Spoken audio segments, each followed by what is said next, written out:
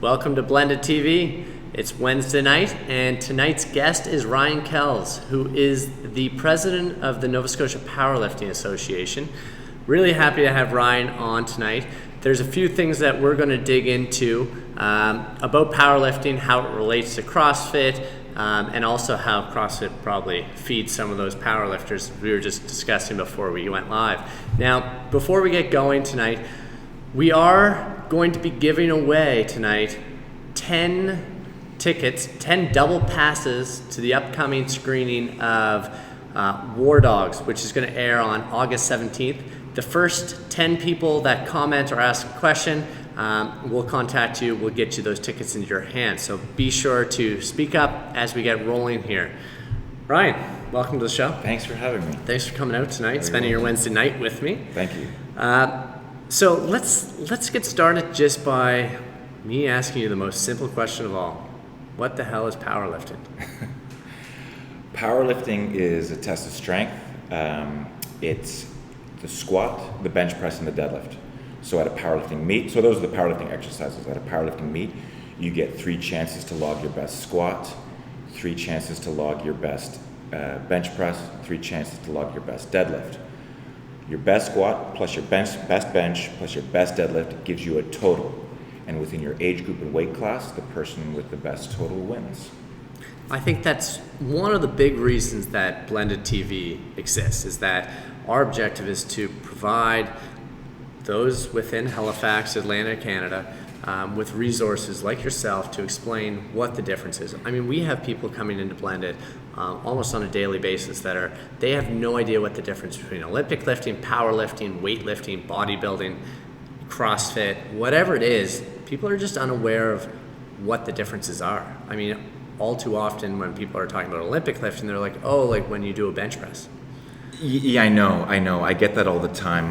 How's the weightlifting going, or lifting weights? And there's some confusion with names, and that's okay. I mean, people will learn over time that there are some subtle differences between what's weightlifting, what's powerlifting, what's bodybuilding, and CrossFit, and that's fine. They'll learn over time. They just need a little bit of exposure.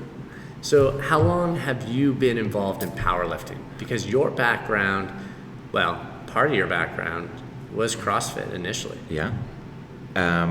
So I've been powerlifting now. Well, I've been doing the powerlifting exercises for a long time, for more than 20 years since I started going to the gym. And I've been competing in powerlifting since 2012. So I'm in my 5th year of competing. And my background was in rugby. And after recovering from a surgery, I decided I'm going to try something new. And a friend said, hey, you need to try CrossFit. And so I did, and that was in 2007, 2008. And did that for a number of years. And invariably what happens, and we kind of talked about this earlier, is you get exposed to a wide variety of things in CrossFit. You have to do 60 different things, 70 different things that generally fall into metabolic conditioning exercises or endurance, gymnastics, and weightlifting and powerlifting. And I got older and fatter and slower, and I decided, hey, I'm really good at lifting heavy things. I think I'm going to try this as a legitimate basis or a competitive basis. But one actually misnomer, and I was thinking about this after you sent me those notes. I think you said something. You used to be a CrossFitter. The truth is, I actually never stopped. I really firmly believe that there are some parts and pieces that you should never stop doing.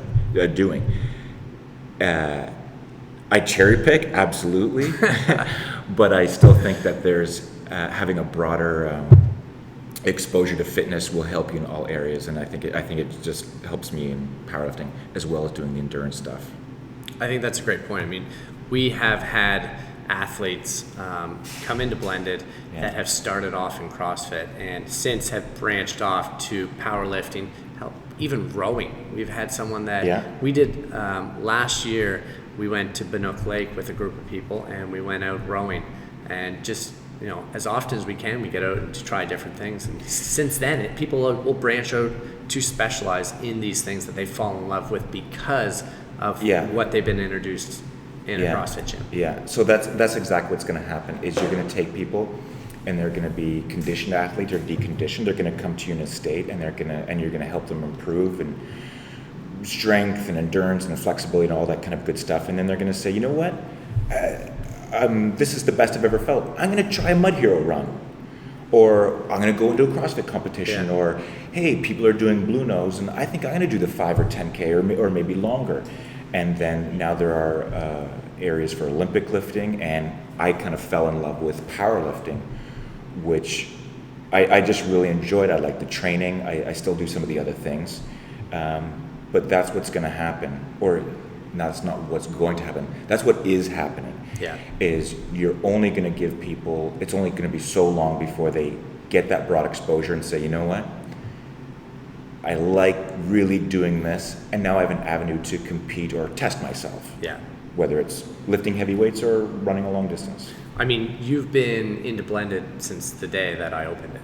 Yeah. I mean, you've been through and dropped by for workouts once every couple months. Yeah. For those cherry-picked workouts. But I mean, since then, I mean, you haven't been in since we've changed this space here over to an Olympic lifting gym.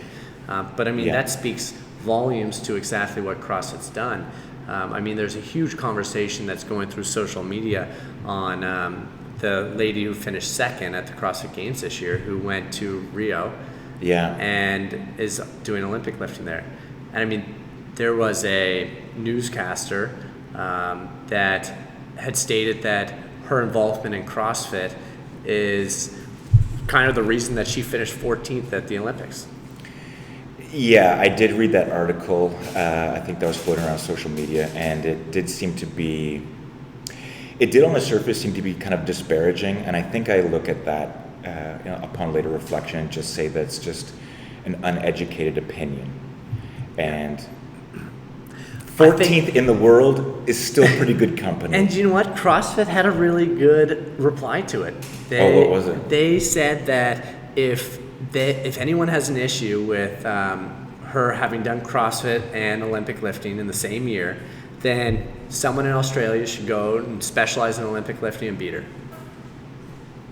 Well, there you go. Yeah. And that's a country of 30 million. Exactly. So she true. came second in the world in one sport. It was a broad spectrum, and then she came 14th in the world against other specialists from all other countries, from 180 participating countries. And now that's a freak, in the sense that I'm sure she'd appreciate you saying that in a good way. Yeah, in the most complimentary fashion. But I mean, the reality is that's not the norm, and I mean, for that to ever maybe happen again is probably. That's probably never going to happen again. So on that note, specializing in something such as powerlifting revolves around having to train differently. So, I mean, to be a power lifter, what does your personal training look like now where you are competing in powerlifting? How's that different from what you used to do when you trained CrossFit, the majority of the time? I'll tell you what, I'll meet you halfway. I won't use me as an example because I'm a little different than my peers that compete solely for powerlifting, where I like to do, I run 10K a week, I swim with my kids, I do 4 or 5 powerlifting sessions, I do lots of different things. So I'll meet you halfway. I'll tell you what a powerlifter generally does is they deadlift twice a week, bench twice a week, and squat twice a week. This is obviously very dependent on the person. One session is very heavy, and let's say the 1 to 3 to 5 rep range. Yeah. And the other session is very technical, which could be maybe at lighter weights, moved at faster pieces, in the 3 to 6 rep range. So you're taking a healthy dose of volume, but you're not hitting it at once. You're kind of dividing up into 2 or even possibly 3 sections. So you can get far more comfortable. Some pieces are meant to get you stronger, and some pieces are just meant to get you better, in a sense, to sharpen your sword. Yeah. Because when it comes down to, and Olympic lifting is no different, when it comes down to the actual movement of doing something, it has to be automatic, and you can't think, and you have to push that bench press out or grind out that deadlift. It's a game of millimeters and kilos to get the bar in the right position. So, as specialists do in any sport, you have to spend more time under the bar. Yeah. We had a great question come in from MC Foot, who also will get one of those double passes for the upcoming viewing of War Dogs. She asked, what are some initiatives Nova Scotia Powerlifting is doing to encourage school-age children to try the sport? Okay. It depends what you define as school age. So the minimum age you can compete at powerlifting is 14. You'd have to join a gym. You'd have to be lifting weights. You know, we're not really into high schools per se at the moment. There's a lot of work to be done in that area. A lot of our initiatives or time has been spent more on what we would call juniors. That's people or lifters from the age of 18 to 23 versus sub-juniors, which are 14 to 18. Those areas are growing though. Yeah. Actually, the fastest growing areas are probably our juniors in both genders and female at every weight class or age group. Yeah. But we have an extensive Special Olympian network. Part of our, I suppose to give a direct answer, we try to host events, raise money to get capital, and what we're going to use with that capital is build legacy pieces. So we can have powerlifting equipment available in Halifax. We can have powerlifting equipment available in Sydney, and a legacy piece in the Valley, or one in the South Shore in Bridgewater. So we begin. So people say, "Hey, I'm done with hockey or basketball, and I'm a kid in high school, and I want to do something." Hey, well, then we have a place to go with the right equipment and with the right people in place. Yeah. 20 years ago, it used to be a guy's garage. Predominantly male, and it was probably maybe a very scary thing to do, and now it's not that at all. And in fact, the interest level is growing at a rate that the infrastructure is having trouble to support. At a powerlifting meet, we have one volunteer for every 4 participants. So let's think about, like, back to my rugby days. We had one volunteer, a ref, for 30 to 40 participants. Yeah. Now we have one volunteer for every 4 participants. So when we have a meet that might have 20 or 30 people, we need at least 10 to 15 volunteers. And we need a lot of equipment. 3 places in the warm-up room and 1 competition area. And that stuff is heavy, and it requires trucks and volunteers, and it takes all day and that kind of stuff. So we're, as our population base or our participation base increases, we're trying to increase our volunteer base and increase our equipment at a faster rate to keep up. So that's a great question. And I'm hoping I'm giving a good answer or a direct answer. It is a good answer. And I mean, the reality is that, you know, powerlifting, the association's grown a lot in the last number of years. I mean, like 3 years ago, you guys were having a hard time selling out any of your meets. And this year you've sold out most of your meets and added a whole bunch in order to basically accommodate those who are interested in competing. So when I started competing, our provincials had 30 to 35 people. 2 were girls, females, ladies. We had a January meet, it sold out. We maxed out around 48 people. This year? This January. We had provincials, we maxed out around close to 80 lifters. At that meet, the male-female ratio was about 55% male, 45% female. And this is in 3 or 4 years. Yeah. Our Michael Roche Memorial meet in January, February sold out. Our provincials sold out. We had more lifters go to nationals than ever before. The demand was there. We said we need to add more meets.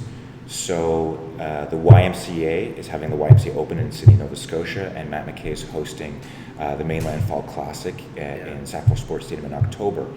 And we jointly released their registration dates on August 1st. We're now at August 9th, and they're nearly both sold out. Incredible. And we were going to sell them out at 20, and then we bumped the cap to 28. We wanted kind of 2 small meets, and they're selling out. And I'm looking at the registration names thinking, I don't even know who any of these people are. This is awesome. This is not the same old. This is, some old friends and some new friends. And we're thinking, wow, we've sold out 4 meets this year, we need some volunteers, we need some equipment, we need some big strong guys and some big strong girls to help us, get involved. So it's growing by leaps and bounds. We're going to come back. We're going to take a quick commercial break, and when we come back, we're going to talk about like how people can get involved, whether they want to volunteer maybe, or if they're interested in powerlifting, where they can do that throughout Atlantic Canada, because there definitely are some facilities that accommodate powerlifters, and there's definitely a lot of information that people need to know before they get started in powerlifting. So we'll be right back. Check out this week's tip.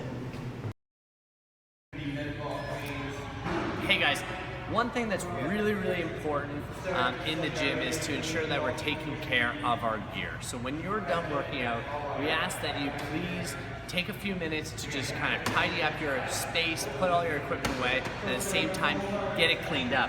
What we've done is we've added a cleaning station to the gym floor. In that station is going to have your rags, disinfectant, and a couple different brushes that you can clean the chalk off these bars.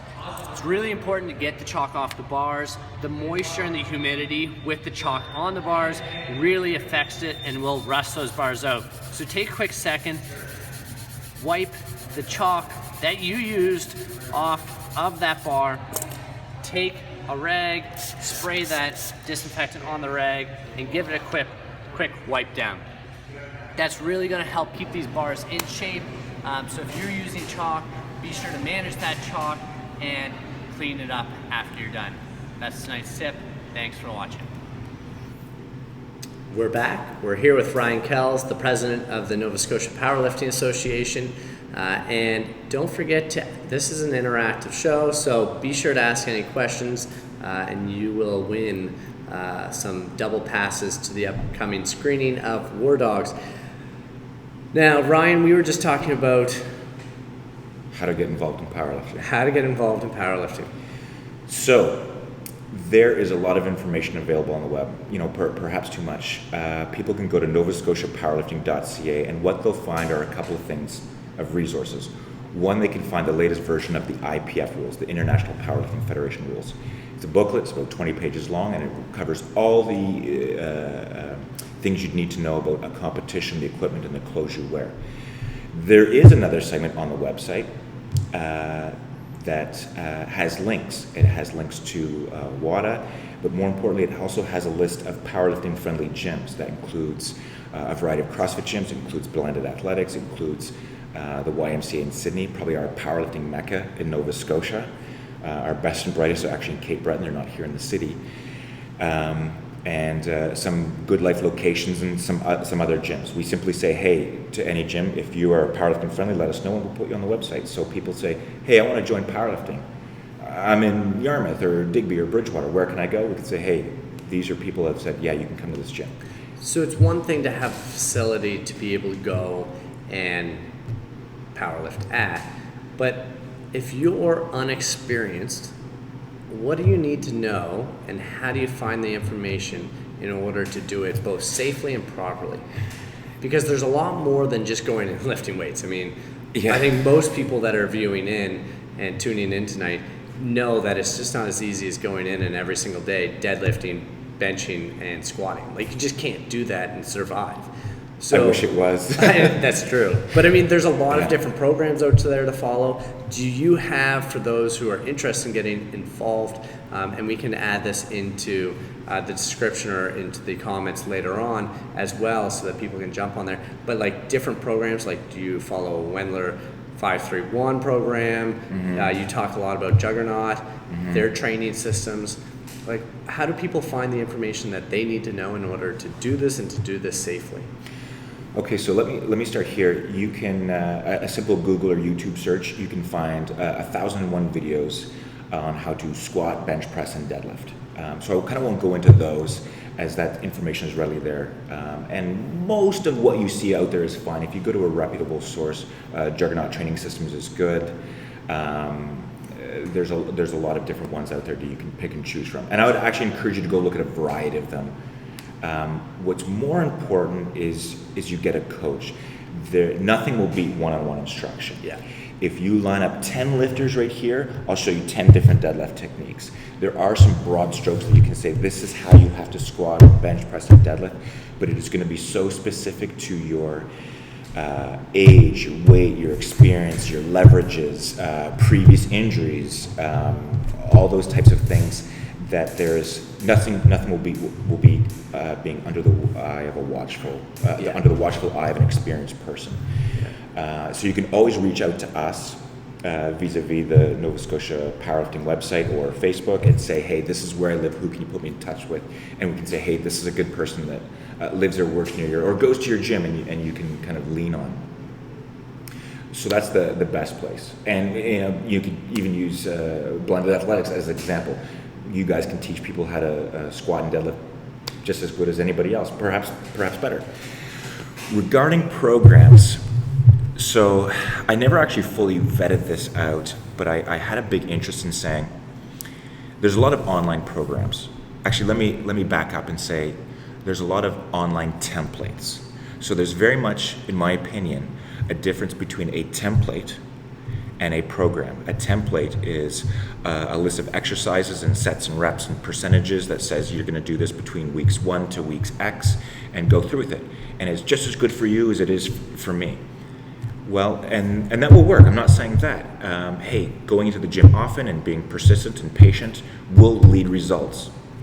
There's no question. But a program is specific to you, that your coach says, we're going to add these things in, we're going to take these things away, we're going to go more weight here and less weight there to make it specific to your needs. As far as templates, you can see 5-3-1, the cube, juggernaut, jugger cube, 10-20 life, 10-20 life. There's another very popular version called Shiko, or Shako, as a Russian powerlifting coach did programming for 20 or 30 world champions, a guy by the name of Boris Shiko. And they actually translated his journals and put them out as templates. And these templates had strange names, Shiko 29 and 32 and 24 and these types of things. He actually found out about it and said, those numbers were actually people, and they were actually athletes that I had. They weren't meant to be templates. But since you guys are so interested, I have a website, and now I take one-on-one coaching on the internet. And but there's a difference between a template and programs. There's a difference. There's linear programming, and there's a lot of those out there. And then there is some block programming. Hey, this is what you're going to do in weeks 1 to 4, and then 5 through 8, and 9 through 12, and now we're ready to test you. Those types of things. So it's very, it fills textbooks. So Julie's wondering, Ashley, or her husband's wondering, how often as a beginner would you have to train in order to see some benefits from powerlifting?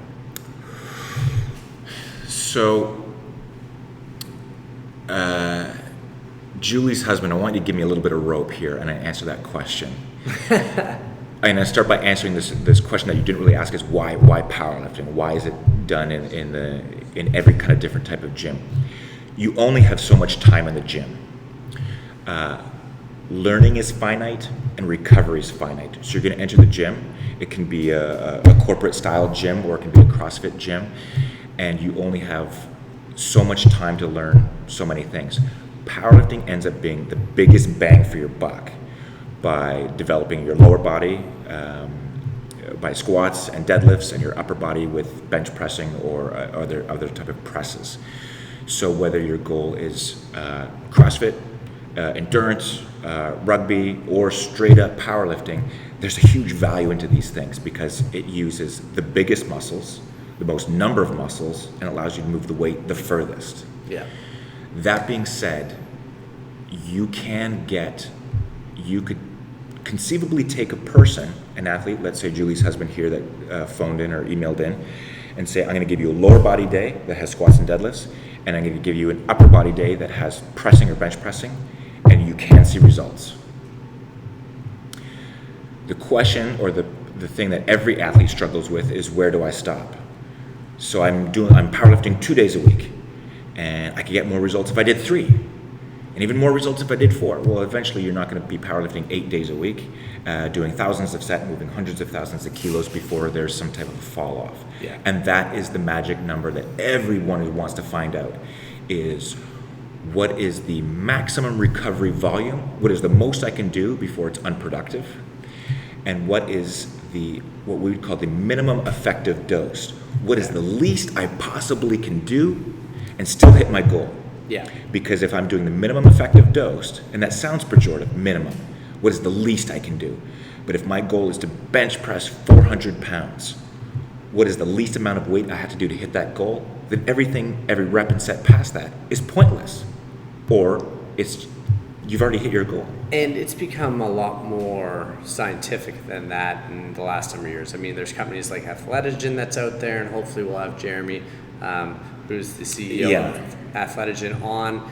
But I mean, with them, they look at your genetics to determine whether or not or how much you should be training. Do you benefit off of training twice a day, 3 days a week? Do you benefit more from training 1 hour, 5 times a week with 2 rest days back to back? Yeah. I mean, at the end of the day, it's become so much more complicated than that. I think that the reality of it is, though, in order to get any sort of benefit off of powerlifting, CrossFit, Olympic lifting, whatever it is that you're doing, you need to be spending at least 3 1-hour sessions within a gym. Mm-hmm. We probably agree there that 3 hours a week, so like less than 4% of your time dedicated to the gym, will end up resulting in some sort of progress. So let's kind of look at that 3 1-hour sessions.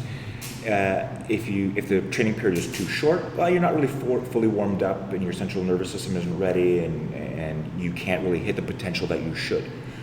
Training too long, you get too tired, form deteriorates, you can't move the types of weights you should.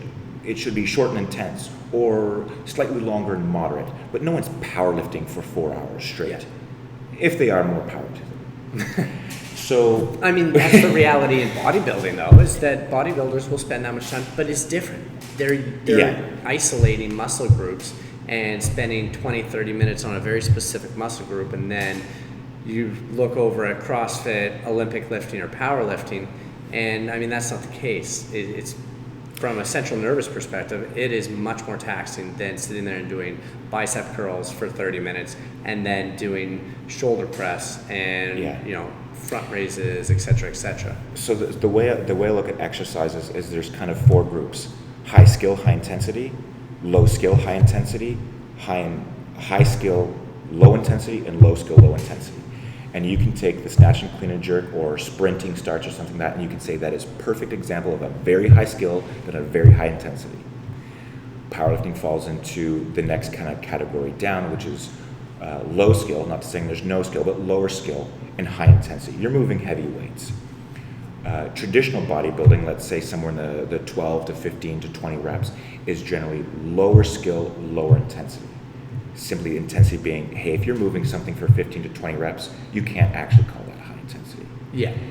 I want to actually circle back to one of the points you made is it's becoming scientific. This is actually very popular in the endurance world, and it's becoming more popular in the powerlifting world, is tracking your metrics. The amount of reps you did for the amount of sets you did gives you a number of volume that can track your perceived intensity or your relative intensity. There's actually, I'm going to kind of give a free plug here to 2 powerlifters out west, one from Cape Breton, Mike McDonald, another Albertan, a guy named Avi Silverberg. One's a powerlifting coach and one's like a mathematician accountant, and they're actually developing a new software called My Strength Book, where they're finding they've looked at the best powerlifters in the world, and some of them are here in Canada and here in Nova Scotia, and they're saying, how did you do this? And they're tracking everything. My relative intensity this week was 78%. I was missing only 2/3 of 5/8 of that, and they're looking at these things. So they're developing new software strictly for powerlifters to say, we're going to log everything, and we're going to spit out this data that's going to make your head spin. You're going to say, whoa, I'm going to do more sets with less reps at a different weight to achieve a better result. So that 3 hours I have is the best 3 hours I can put in the gym, rather than saying, let me mindlessly power away in the squat rack like a Neanderthal, and more is better and heavier is better. Yeah. Is it or not a better way to use that limited time you have and get more out of it. Well, and I mean, that brings me to the next point, is a part or a factor to that comes nutrition and supplementation. Yeah. I mean, if your nutrition and your supplementation game's not on, it's going to affect the way your training's going. So, you know, CrossFit is very well known around the zone and the paleo diet, but there's a lot of things out there that works. Again, going back to some of the scientific stuff that's coming out, is that everyone reacts differently to different nutrition, and so it's not like a one size fits all kind of puzzle to this, and that's part of the issue with nutrition, is that it's not as easy as just saying you eat this and you're going to lose weight. It's timing. It's, you know, depending on your genetics. You know, can you absorb nutrients from gluten? I'll give you an example that kind of illustrate this, and this kind of hit home for me. I was chatting with one of my powerlifting buddies, and he's the exact same weight category as me, 93 kilo. And he said, how much do you eat for maintenance? And I said it was about 2,100 calories a day. And I said, how much do you eat for maintenance? And he said 3,500. Mind you, he's 21 and I'm 39. And so our needs were completely different. We were moving relatively the same amount of weights in the gym. We were the same height. We were the same weight. Our levers were slightly different. He was better at this and I was better at that. But our caloric intake and those macronutrient breakdowns were completely different. They couldn't have been more different. So your age, your training age, how long you've been training, which would also lead to how close your proximity to your career max. Novice lifters, they're nowhere close to their max. Train hard and heavy and go as long as possible. Once you're 35 and 40 and 45, you're within percentage points of the best you'll ever be. Your gender, your training age, your height, your weight, your cardiovascular, all these play so many roles that you can attack it with broad brushstrokes and say, eat protein and some carbs and have a little bit of fat and don't do too crazy on the weekends. And those will all help you advance you towards your end goal. But as you kind of gather all that low-hanging fruit, you start having to dive into it a little more. And so nutrition is a big part of that. Is there something that you find that the majority of powerlifters follow from a nutrition perspective? Oh, give me 10 powerlifters, I'll show you 10 opinions. But I'll tell you this, and this is one thing, and the bodybuilders prove this in the 60s and 70s and 80s, and they can't really back it up with science, or as my friends at Renaissance Periodization would say, about 1 gram of protein for about 1 pound of body weight. Yeah. It can be as low as 1 gram of protein for kilo of body weight, but we don't really know. Yeah. And the bodybuilders seem to have got it right to say, well, the actual subset of population that requires the most protein are burn victims. They're generating as much tissue per day as they heal as possible, but the hospital gives them 1 gram per kilo. Bodybuilders are eating double that. Yeah. But there's no way they can be generating that amount of tissue. So, but for dietary purposes, to say, hey, you need to at least ingest this amount of calories, and we have to have some carbs, but not too many, you make up some of that extra ground with protein and fats. So, in broad strokes, and I am not a dietitian, I'm not handing out diet advice, 1 gram per body pound seems to be the norm, accepted across 500 different sports. Yeah, totally. What about supplements? You see powerlifters, protein, creatine, where are they at? So I'll talk to you about supplements, and I'm not for them, and I'm not against them. I've tried many different things under the sun. As you know, you're a young guy in university, and you get some disposable income, and you go to the supplement store. I read a book by Renaissance Periodization, and they ranked supplements by 2 different things. Yeah. And I very much believe this. One was volume of research on a supplement and consensus of research. Too few studies, it wasn't studied enough to answer it. Or many studies, but the results were everywhere. Some people said good, some people said bad, or effective or ineffective. Then they couldn't rank it. And they said, here are 3 things that we know are effective. Whey protein. Well, it's food. Yeah. It's found in chicken and beef and so many other things. So more is better, and too much won't hurt you. Creatine, it's a naturally occurring substance in your body, and a daily dose of 2 to 5 grams of creatine has been proven many times across many studies to have a positive effect with, as far as I know, in the last 20 years, no side effects or adverse effects. The third one was caffeine. A cup of coffee, a good strong cup of coffee, 200 milligrams of caffeine, it's good, it's helpful. There's probably no supplement more studied than caffeine. Yeah. All the other things they've said, we can't find enough studies, or the results don't lead us to a conclusion that we can absolutely say it works. Yeah. If you take glutamine or glucosamine or fish oil or placebos and you say, hey, I like this, hey, if you like it and you feel it's an effective use of money, go for it. That's great. But I personally say, I would say this: we are in a drug-tested sport, and they've said, look, you will never go wrong with natural foods you get in the grocery store and a strong cup of coffee. Yeah. But it is incumbent upon the athlete to be not only familiarized with themselves with the banned substance list, but be responsible for every single thing that gets put in their body, including doctor-prescribed medications. Yeah. But you get into a lot of package reading if you're going outside the grocery store and a strong cup of coffee.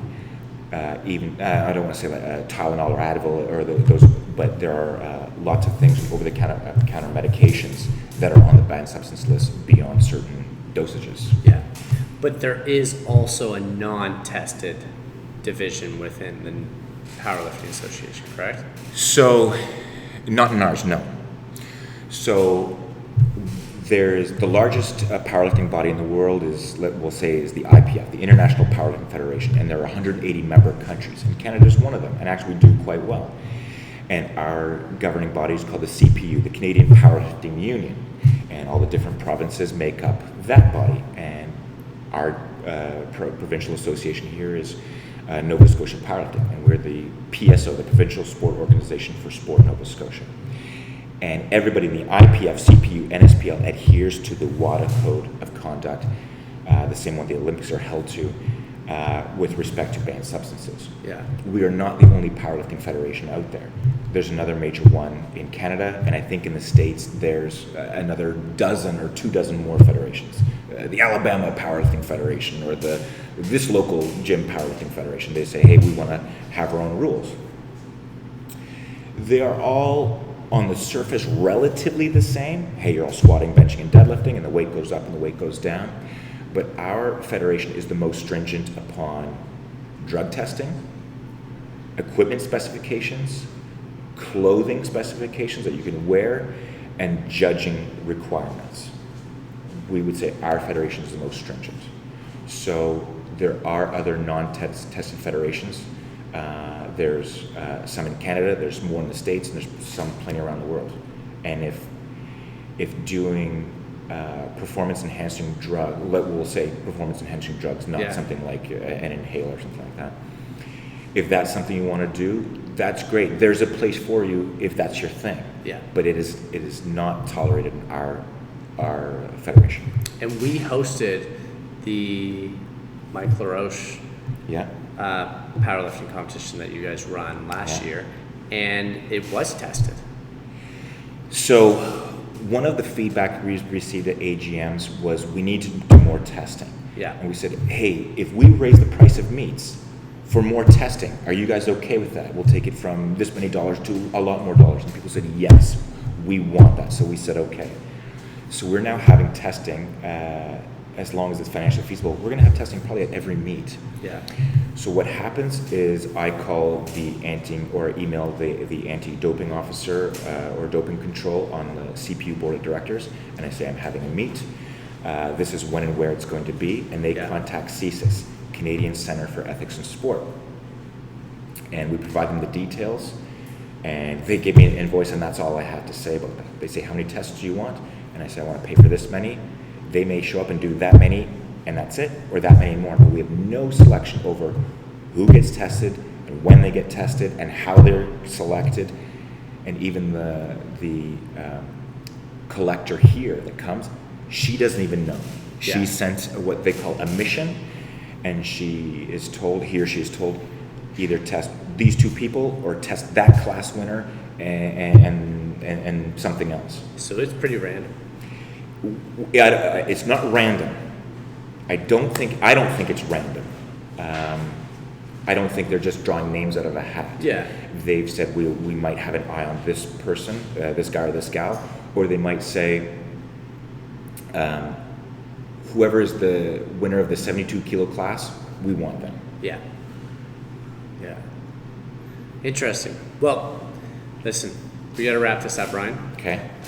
Before we do you have any individuals in mind, local individuals in mind, that people should be keeping their eyes on, that you think are going to be performing and showing up at provincials nationals in the next year?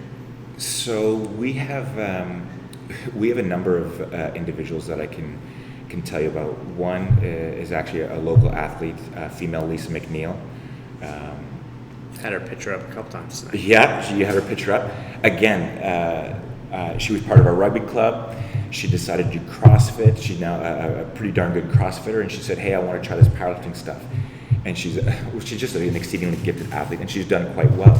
Yeah. Because she's done quite well, she's actually hit the drug testing radar, and she's actually been tested twice and successfully passed this year. So we know she's a very gifted and clean athlete. She's probably in the 72 kilo open female category, one of the most competitive classes in Canada. And we hope that she makes it to, she's already qualified for nationals. We hope she makes it there and is able to do well. There's two other guys I'm going to talk about. One is Connor Damone. He probably has the highest Wilks here in Nova Scotia. Wilks is a weight-based ratio we use, much like the Sinclair in Olympic lifting, to rank lifters outside of their weight classes. Yeah. He probably has one of the highest Wilks for open men, exceedingly gifted lifter. And there's another guy, he's an engineering student. He went to St. FX, he's now coming to Daltech with tons. His name's Tristan Martel. He's probably one of the most gifted athletes in Nova Scotia, period. And he competed at our provincials and ran up Best Junior Award, Best Overall Male Award, and the Mike Eldridge Deadlift Award. By comparison, if I had to have the same Wilks score as Tristan did at 66, he's a 66 kilo lifter. To match him, I would have had to deadlift well over 700 pounds to be compared to him, to stand in the same room as him. Yeah. And at 66 kilo, he's well over 500 pounds. I think he's borderline deadlifting 4 times his body weight. And the kid is an unbelievable athlete. He also has like a 52-inch vertical or 52-inch standing box jump. He's the type of kid who'll grab his GoPro and jump off a 10-meter bridge doing backflips. And he's a really good kid. So that's awesome. Lisa McNeil, Connor Damone, Tristan Martel. If anyone wants to get more information on the association, you already mentioned your website. NovaScotiaPowerlifting.ca. And you guys also have a Facebook page? Of course, we're on social media. Nova Scotia Powerlifting, it's on Facebook. You can check us out there. And you can drop questions, and lots of people will drop in and throw in answers. Hey, hit me up with a PM. I'll help you here, or that kind of stuff. It's a great, Facebook, it's a great little hub to get information. Awesome. Thanks for coming out tonight, Ryan. Thanks. Really appreciate it. Thank you. Guys, that's it for tonight. Tune in next Wednesday night at 9:15 as we move into that next episode, who we will have Sue McLaren coming in to talk about her transformation over the last 6 months to 12 months. So make sure to tune in next week. Thanks again for tuning in tonight. Talk to you then.